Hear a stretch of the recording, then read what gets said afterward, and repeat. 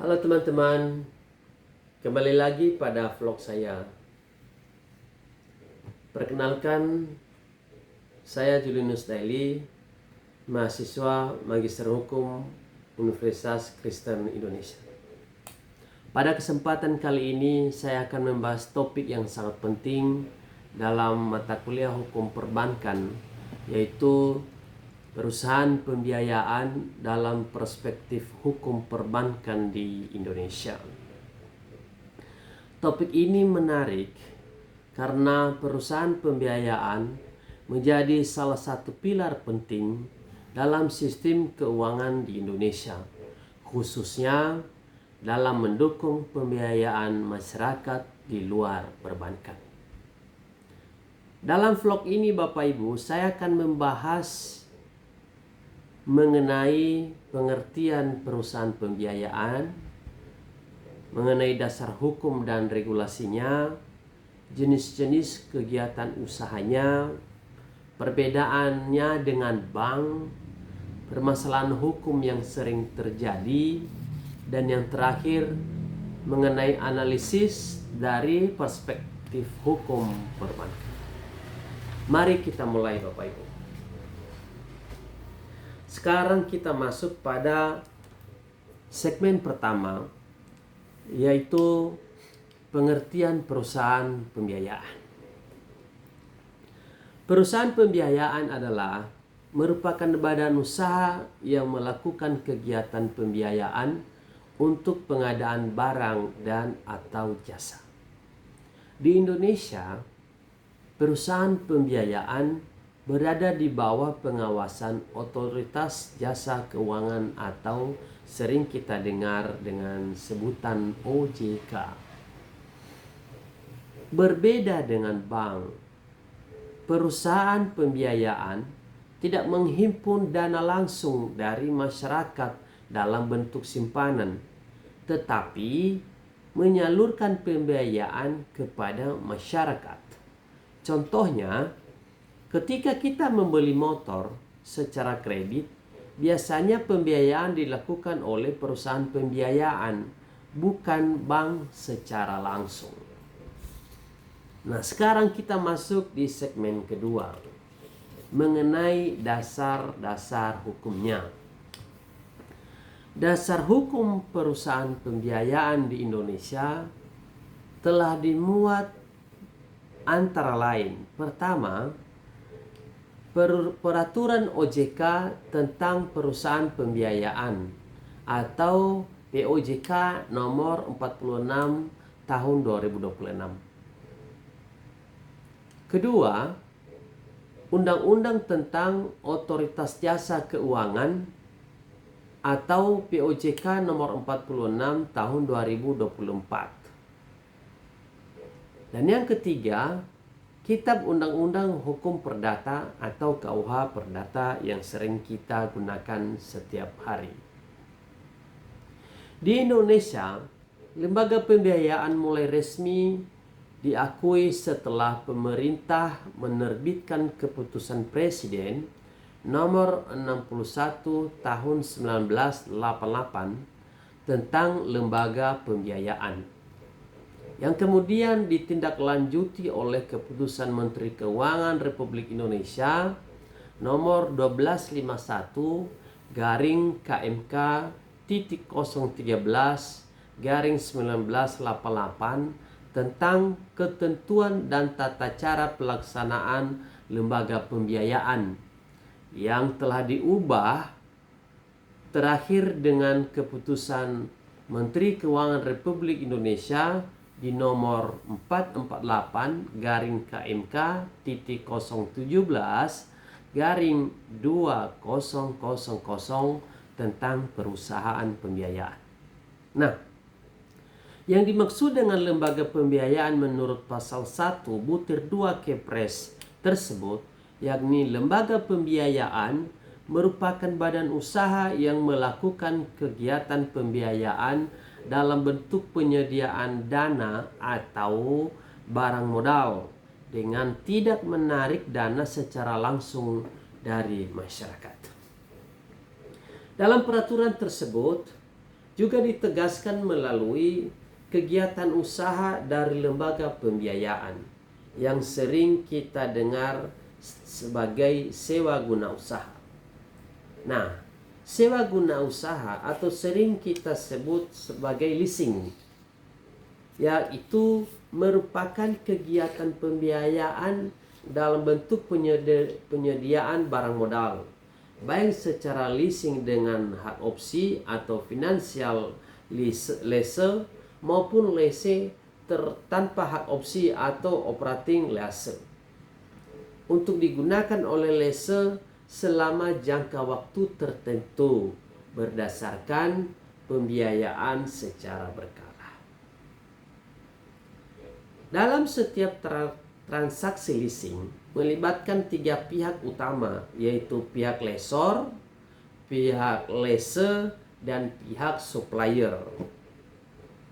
Nah, selain itu, pengawasan pembiayaan dilakukan oleh otoritas jasa keuangan sesuai dengan yang telah saya sebutkan tadi dari atas, yang memiliki kewenangan dalam perizinan, dalam pengawasan, dan dalam penegakan hukum administratif. Hal ini penting untuk menjaga stabilitas sistem keuangan. Nah, sekarang Bapak Ibu kita masuk pada segmen yang ketiga. Dan sebelum itu minum air dulu ya Bapak Ibu.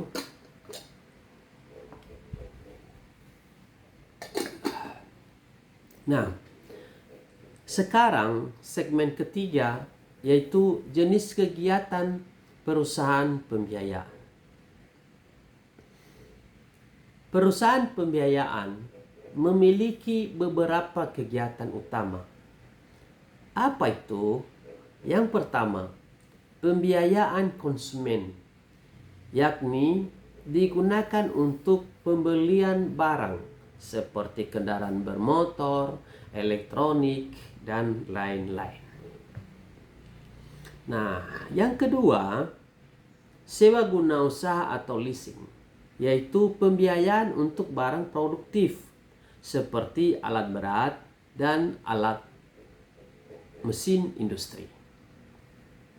Yang ketiga, anjak piutang atau factoring, yaitu perusahaan membeli piutang dari bisnis lain untuk memperlancar cash flow. Dan yang keempat, kartu kredit atau dalam konteks tertentu non-bank. Nah, semua kegiatan ini bertujuan untuk mendorong konsumsi, mendukung dunia usaha, dan memperluas akses pembiayaan. Sekarang Bapak Ibu, kita masuk di segmen yang keempat, yaitu apa sih perbedaan antara perusahaan pembiayaan itu dengan bank. Nah, agar lebih jelas, mari kita bandingkan dengan bank. Bank menghimpun dana seperti tabungan dan deposito. Kedua, menyalurkan kartu kredit.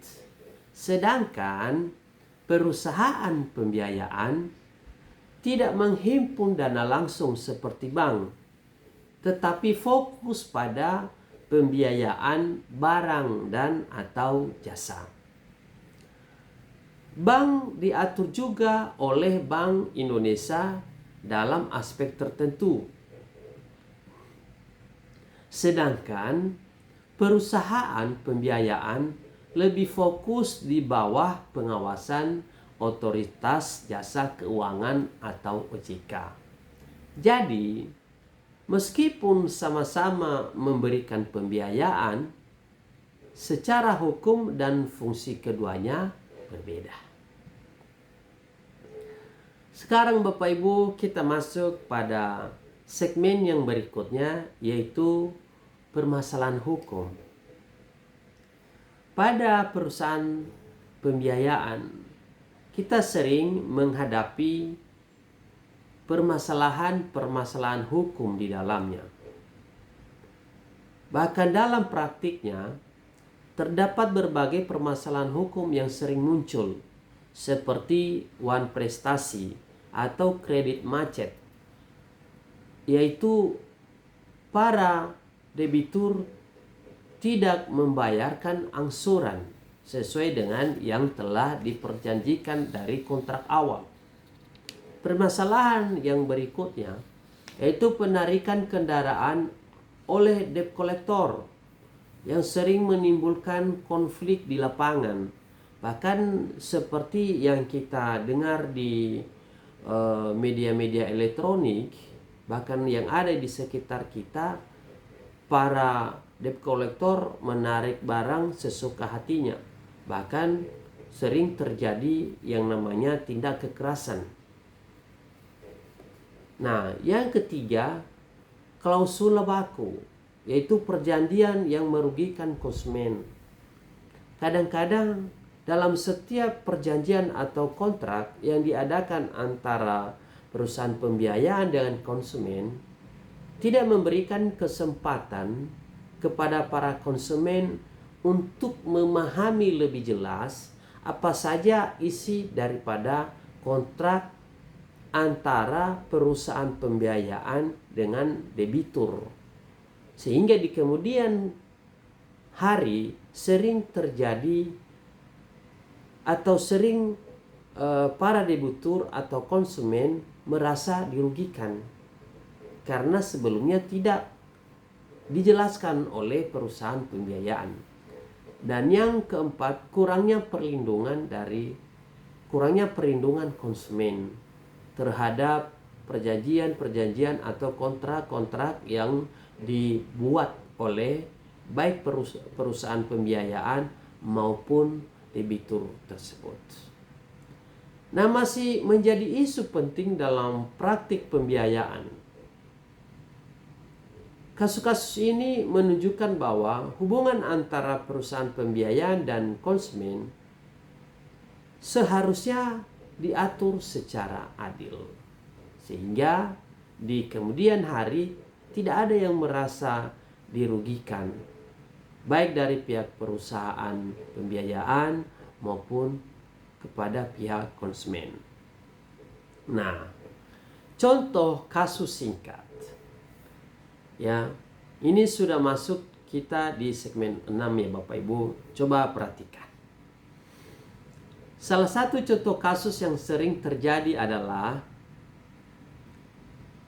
seorang konsumen membeli kendaraan melalui perusahaan pembiayaan.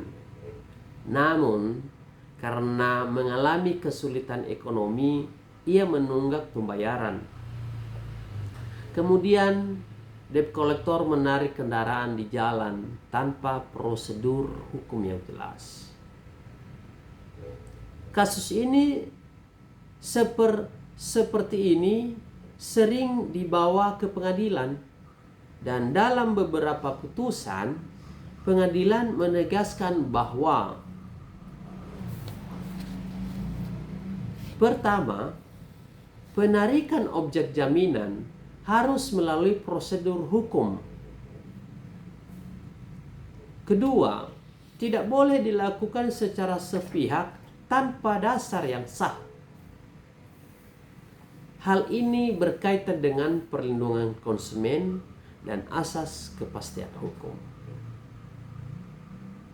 Nah, analisis hukumnya bagaimana?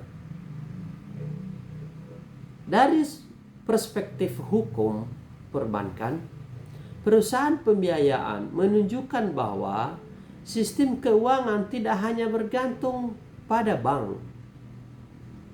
Ada lembaga non-bank yang berperan besar, namun terdapat tantangan seperti perlindungan konsumen tadi, pengawasan yang efektif, harmonisasi regulasinya, sehingga perlu adanya keseimbangan antara kepentingan bisnis, kepentingan konsumen, stabilitas sistem keuangan. Nah, perusahaan pembiayaan memiliki peran penting dalam perekonomian di Indonesia. tetapi juga menghadapi berbagai tantangan hukum. Nah, sebagai mahasiswa magister hukum, kita dituntut untuk memahami, menganalisis, dan memberikan solusi terhadap permasalahan-permasalahan tersebut. Sehingga di kemudian hari, baik pada pihak perusahaan pembiayaan maupun di pihak debitur, tidak ada yang merasa dirugikan. Nah, demikian saja Bapak Ibu pembahasan perusahaan pembiayaan pada vlog hari ini. Kiranya vlog ini bisa membantu kita semua memahami pentingnya pemahaman antara perusahaan pembiayaan dengan perbankan. Terima kasih Bapak Ibu sudah menonton vlog ini, dan sampai ketemu pada vlog berikutnya. Saya Julinus Daily, salam sukses bagi kita semua.